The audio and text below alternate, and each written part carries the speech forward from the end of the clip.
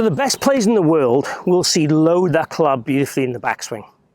Now, when I walk down the range or listen to golfers, they're saying, take the club back wide, take the club back slow, hinge your wrists, cock your wrists.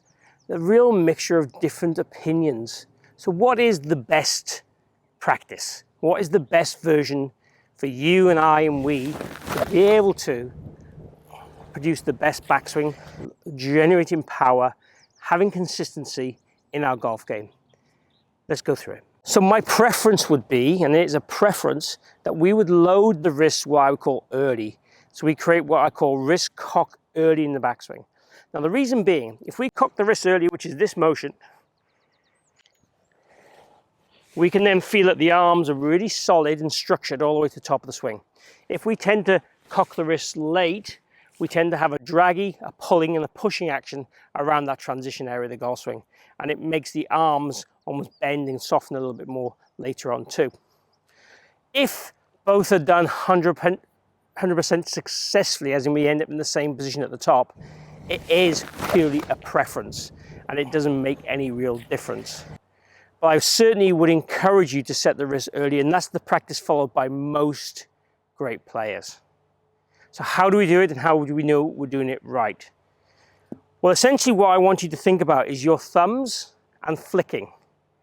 So if I said to you we had some grit on the floor here and I was going to flick it away, that's the action we want to create as we take the club back.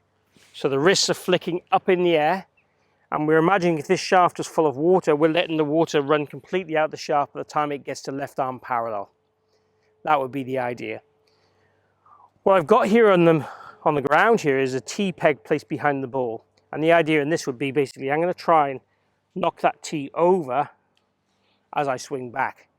And we would hit balls doing that as well to try and create a little bit of speed in that area also, without being ridiculous in terms of speed, but we're trying to basically get that initiation of the thumb working up and in this direction early on in the backswing. And it's almost like, okay, load it, keep that then structure exactly the same, and then just let the body turn to the top and then unwind naturally to the ball. There's a few other bits and bobs I'll talk to you about how we can generate this in a second, but essentially let's try and feel like we can, you know, almost move that tee over as we swing back. Okay, let's try and hit one. Okay, so it's very distracting, but definitely really tried hard to knock that tee over. And obviously the direction we put that tee in is also can be quite important too. If I wanted to make the takeaway what I felt was more outside, I can make it more to the outside or more to the inside. Tee location for that one is about 2 club head widths behind the ball. So that's one way of doing it, is trying to knock the tee over. Let's show you another way. Now this one we're going to try and miss the tee peg, so we're going to try and set our wrists before we get to that tee peg. And we can also use a golf ball if you like instead, so I'll do both. So I've got a golf ball now sat alongside that tee peg behind the ball. And if we measure this off, we've got 1 club head width, 2 club head width, 3 club head widths behind the ball. So the idea being now we want to make sure we don't hit the ball. If I get there and do a really long, low takeaway, I will hit that golf ball and that tee peg. So the idea is now I'm going to be setting my wrists up early and making sure I miss those. And on the way down, obviously missing them too.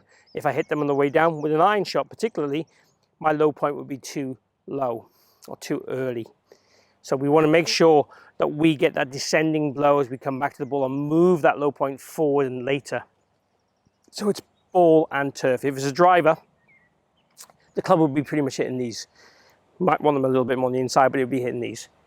So what I'm going to try and do now is when I make this swing, is try and go over the top of those balls just like that. So if I take my normal setup, over the top of those balls and then swing.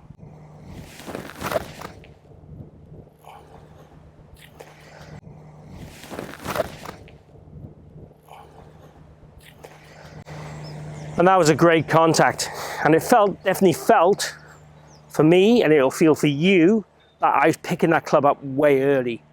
But that's the kind of sensation that we need to have for most of you golfers. Most of you golfers get probably a little tense in the kind of wrists. We want firm hands and loose wrists is the idea. And then what happens then is we can't get those wrists working upwards and the thumb up enough to load in the club. It's called radial deviation. And then we want to load that club and store that and then release that through the golf ball for sure. So give this exercise a go to make sure you're setting your wrists real early in the right direction with these two different exercises to make you play better.